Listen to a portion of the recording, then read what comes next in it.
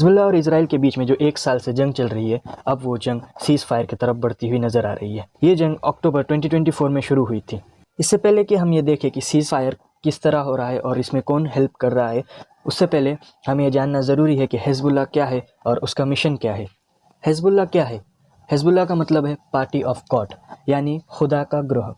Hezbollah एक शिया political और militant organisation जो बेस्ड है लेबनान में। हिजबुल्लाह की फाउंडेशन 1982 में हुई थी, लेबनानी सिविल वॉर के टाइम पे। हिजबुल्लाह की स्थापना की गई थी इजराइल का लेबनान पे आक्रमण रोकने के लिए। हिजबुल्लाह वजूद में आता है ईरान के सपोर्ट के साथ। चलिए जानते हैं हिजबुल्लाह को बनाने का कारण क्या था। हिजबुल्लाह को बनाने का मुख्य कारण था 1982 में जो इजरायली मिलिट्री साउदर्न लेबनान में इन्वेजन कर रही है उसको रोकना। हिजबुल्लाह को बनाने का गोल था इजराइल ने जो लेबनीज लैंड ऑक्यूपाई किया था उसको इजरायली कंट्रोल से छुड़वाना। हिजबुल्लाह का सबसे बड़ा सपोर्टर है ईरान। ईरान हिजबुल्लाह को सपोर्ट करता है ताकि वो इजराइल और वेस्टर्न इन्फ्लुएंस को फाइट कर सके। हिजबुल्लाह को ईरान की प्रॉक्सी भी कहा जाता है जो वो मिडल ईस्ट में फाइट करने के लिए यूज़ करता है। हिजबुल्लाह अपोज करता है वेस्टर्न इन्फ्लुएंस और वेस्टर्न कंट्रीज़ जैसे कि यूएस और फ्रांस जो इजराइल को सपोर्ट करते हैं और लेबनान के मामलों में दखल अंदाजी करते हैं।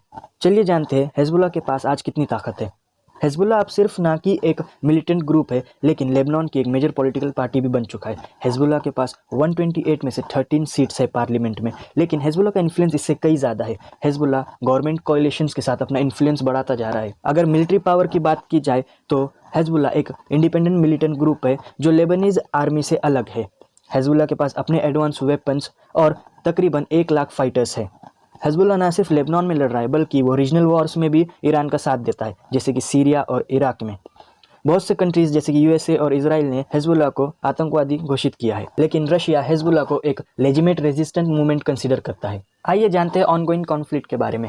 ये कॉन्फ्लिक्ट शुरू होता है अक्टूबर 2024 हमास के इजराइल के हमले के बाद। ये कॉन्फ्लिक्ट की शुरुआत तो शुरू होती है इजराइल और हमास के बीच, लेकिन देखते ही देखते ये लेबनान के बॉर्डर्स तक फैल जाता है। जानते हैं कॉन्फ्लिक्ट के रीजंस क्या है। हिजबुल्लाह और हमास को दोनों को ईरान ही सपोर्ट करता है इसलिए, और दोनों का एक कॉमन एनिमी है इजराइल। इसके कारण हिजबुल्लाह और हमास में काफ़ी अच्छी अलाइनमेंट है।